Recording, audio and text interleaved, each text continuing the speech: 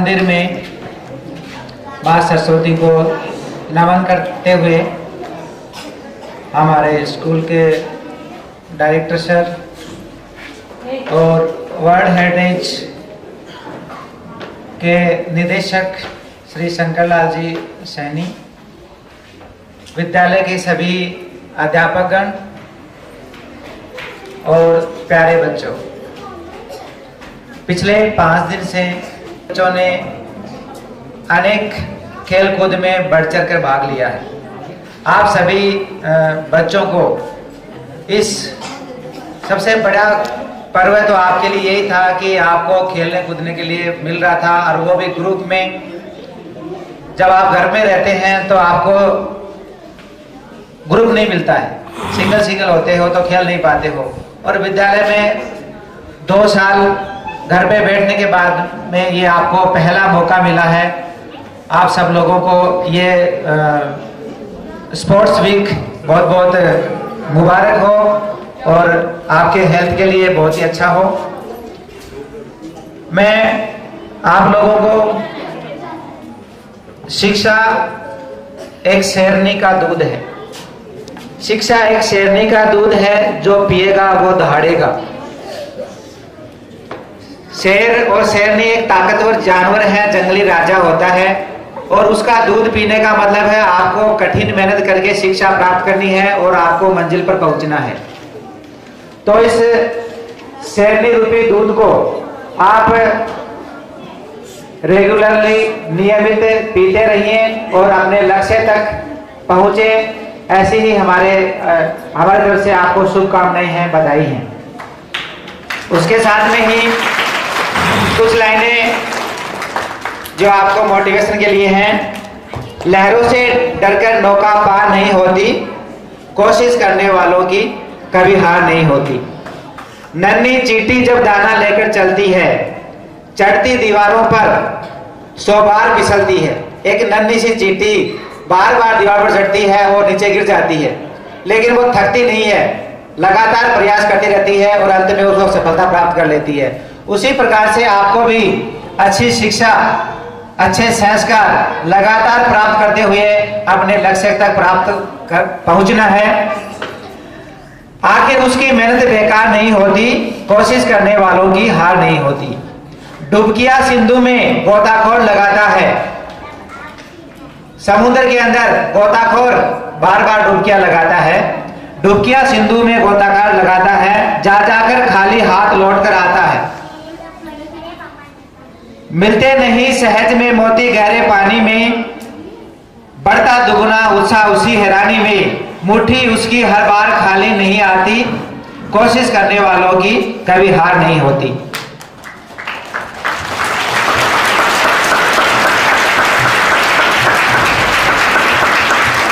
असफलता एक चुनौती है, असफलता एक चुनौती है, स्वीकार करो। क्या कमी रह गई देखो, उसको सुधार करो। जब तक न सफल हो नींद चैन को तुम तागो, संघर्ष का मैदान छोड़कर मत भागो। कुछ किए बिना ही जय जयकार नहीं होती, कोशिश करने वालों की हार नहीं होती। आज ये बच्चों ने अच्छे खेल नहीं दिखाए होते, अच्छे नहीं खेले होते, तो आज इस स्टेज पर खड़े होकर इनाम नहीं लिए होते। और आपने बड़ी मेहनत की, कोशिश की, तो आपने यहाँ स्टेज पर आके सबके सामने यहाँ इनाम प्राप्त की है। इसका मतलब आपने मेहनत की है। तो जो कुछ करता है उसी की जय जयकार होती है। मैं, समय काफी हो गया है, वैसे तो समय लेना चाह रहा हूं, लेकिन फिर भी कम ही लूंगा। लगातार हमारे अध्यापकों ने, मैं हमारे जो टीचर्स हैं स्कूल के, हिंदी मीडियम हो चाहे हिंदी इंग्लिश मीडियम हो, मैं उनको विशेषकर धन्यवाद देना चाहता हूं कि वो पूरी प्रतिबद्धता से, कर्मठता से, ईमानदारी से मेहनत कर रहे हैं। और जो बच्चे 2 साल से घर बैठे हुए थे, उनको 3-4 महीने में वापस उसी लय में ला दिया है। उन सबको मैं बहुत बहुत धन्यवाद।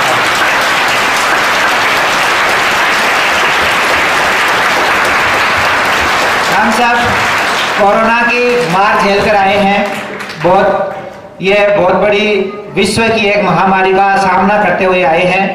कुछ लोग हमारे से जुदा होकर भी चले गए। हमारी पूर्व अध्यापिका भी एक विद्यालय से मतलब कोरोना की मार में चपेट में आने से वो भी चली गई। उनको भी मैं श्रद्धांजलि सुमन अर्पित करता हूँ, उसको श्रद्धांजलि देता हूँ।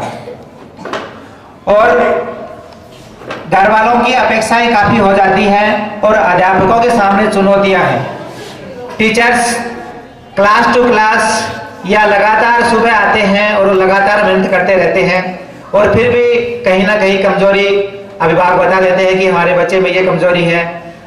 तो मैं चाहता हूं कि जो भी कल पेरेंट्स मीटिंग भी है तो अभिभावक को ये समझाइए कि 2 साल से स्कूल बंद थे, बच्चे खेल रहे थे, आपने ध्यान नहीं दिया। हमने उतना अथक प्रयास करके क्या उनको उसी लय में लाने का प्रयास किया है और करते रहेंगे। इसी में आपको उसको मोटिवेट करिए और आप भी उनको भी घरों पे भी उसको बताइए कि आप भी घर पे भी बच्चों को ध्यान दीजिए। ग्रामीण परिवेश से बच्चे होने की वजह से क्या है, ग्रामीण के जो लोग उसको समय मिल पाता है, बच्चों पर ध्यान नहीं देते हैं। तो उससे क्या उनको मोटिवेट करिए कि बच्चे का 6 घंटे हमारे पास रहता है तो 18 घंटे आपके पास रहता है। तो आप भी सहयोग के बिना क्या है बच्चा आगे नहीं बढ़ सकता। तो उन्हीं चीजों को ध्यान में रखकर क्या है उसको मोटिवेट करते रहिए। कुछ मोटिवेशन के लिए मैं आपको 1-2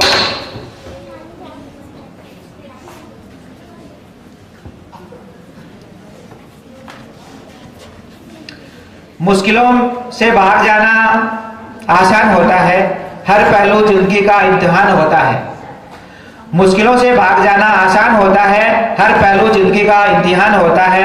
डरने वालों को कुछ मिलता नहीं जिंदगी में और लड़ने वालों के कदमों में जहान होता है। तो आपको लड़ाई करनी पड़ेगी अपने आप से, इन परिस्थितियों से जो हमारे सामने आ रही हैं और समय से। समय उसी का ध्यान रखता है जो समय का ध्यान रखता है। आप समय को खराब करोगे तो समय आपको खराब करेगा। तो एक मिनट एक क्षण का ध्यान रखते हुए, आप समय का ध्यान रखते हुए, अपने छोटे बच्चे नहीं समझ पा रहे हैं लेकिन मैं बड़े बच्चों को कह रहा हूं कि लगातार कंटिन्यू पढ़ते रहना ही आपका काम होता है। मैं ये नहीं कहता कि आप टीवी नहीं देखिए, आप आधा घंटा निश्चित कर लीजिए, 1 घंटा निश्चित कर लीजिए। मैं नहीं कहता हूं कि आप खेलने नहीं, आप लगातार रोजाना का आपको आधा घंटा खेलना है तो खेल भी कर सकते हैं। लेकिन अभी आपके सामने एग्जाम का टाइम आ रहा है, 3 माह आपके पास में है और इस 3 माह के अंदर आप दिन रात कठिन मेहनत करेंगे तो निश्चित रूप से आपको सफलता मिलेगी। और मैंने यहाँ पे 10th और 12th क्लास के बच्चों को मोटिवेट के लिए जो एग्जाम पिछली बार तो प्रमोट हुए थे बच्चे, अब की बार मैं कह रहा हूँ एग्जाम देकर फाइट होंगे। वो बच्चे 90+ से आते हैं, उसके लिए मैंने इनाम भी रखा है कि 11,000 रुपए का इनाम उसको दिया जाएगा स्कूल की तरफ से। और जो बच्चा 85 से ऊपर एबव अंक लाता है उसको 5100 रुपए का इनाम दिया जाएगा। तो बोर्ड क्लासों को मैं विशेष ये कहना चाहता हूं कि आपके जीवन की दशा और दिशा तय करने के लिए आपके सामने ये अगले नेक्स्ट 3 माह हैं, 3 महीने हैं। इस 3 महीने के अंदर यदि आपने लगातार कंटिन्यू, मैं ये नहीं कहता कि आपको सोना नहीं है, मैं ये नहीं कहता कि आपको खाना नहीं है, खाना भी है, सोना भी है। आप 7 घंटे आप भरपूर नींद ले सकते हैं। और यदि 7 घंटे लगातार सोते हैं तो निश्चित रूप से सही नींद आ जाती है, पूरी हो जाती है। तो आप 7 घंटे सोने के बाद में यदि लगातार और बाकी कम से कम आप 10-12 घंटे पढ़ना शुरू कर देंगे तो निश्चित रूप से आपको 90+ अबाउ जाएंगे और आपको ये इनाम 11,000 रुपए का मिलेगा। उसके साथ में भी सरकार की भी योजनाएं हैं, उसमें भी आपको उसमें फायदा मिलेगा। तो उसको भी ध्यान रखते हुए उनका भी आप कठिन मेहनत करिए। 4 शब्द आपके सामने, डिसिप्लिन, डिटर्मिनेशन, डेडिकेशन और डिवोशन, ये 4 शब्द हैं अंग्रेजी के, जिसमें डिसिप्लिन का मतलब होता है अनुशासन।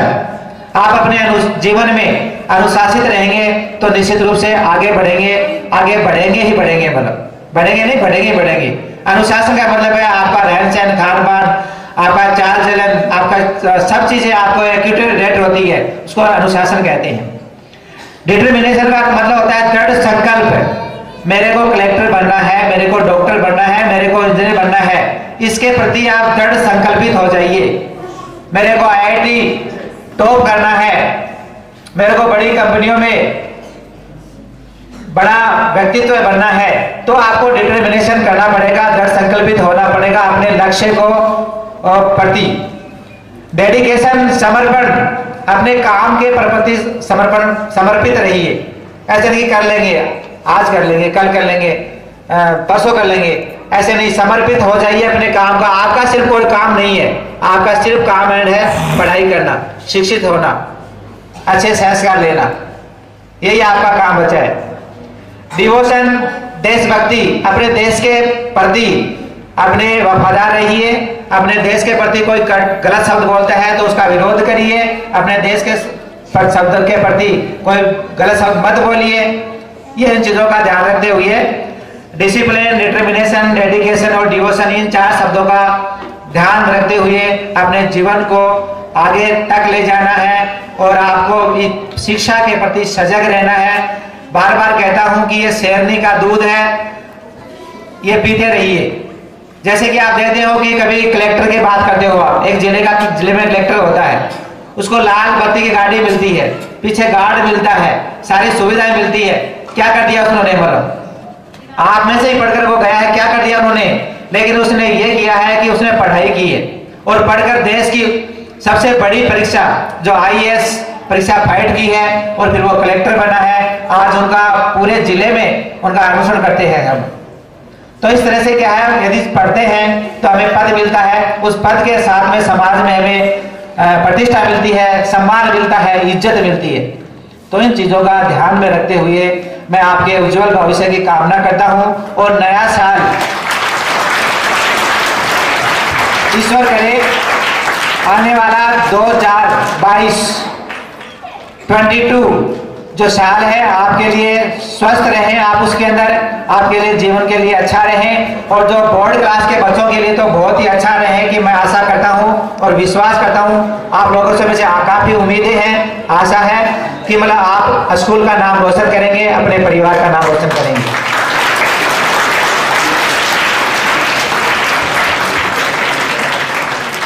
कहना बहुत चाहता हूं और भी कहेंगे, अपन बैठते रहते हैं, अपना परिवार है। मैं अध्यापकों से और फिर से कहना चाहूंगा और निवेदन करना चाहूंगा कि बच्चों को अच्छे संस्कार दीजिए, पढ़ाई के साथ साथ में उसको घर पे वो कैसे बोले चले, कैसे खाएं पिए, बड़ों का कैसे सम्मान करना है, उन चीजों पर भी आप फोकस रखिए उनका।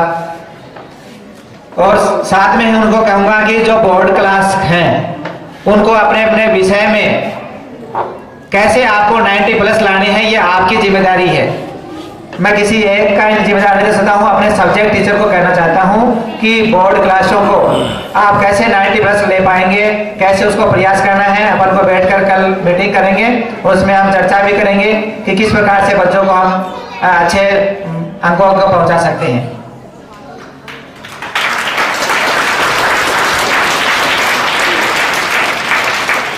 और अध्यापकों से निवेदन भी ये करना चाहता हूं कि नई संस्था हमने खड़ी की और उसको खड़ा करने में आपका ये सहयोग है कि मतलब जब बच्चे अच्छे अंक लाएंगे तो हमें आगे बच्चों की संख्या बढ़ाने में कोई दिक्कत नहीं होगी।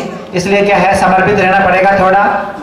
और जहां भी हम आपका हर तरह से, जहां भी एक परिवार की तरह ख्याल रखते हैं, किसी की भी कोई समस्या आती है उसका साथ देते रहते हैं और आगे भी भरपूर देंगे। मतलब समस्याएं विकट हो सकती हैं हमारे सामने भी, आप समझ सकते हैं, इकोनॉमिकली मान लो या अन्य भी समस्याएं हो सकती हैं, लेकिन अपने परिवार समझिए, अपनी संस्था समझकर अच्छे बच्चों को संस्कार देंगे तो निश्चित रूप से हमें आगे बढ़ पाएंगे और आपको भी उसमें बेनिफिट, आपको फायदा होगा।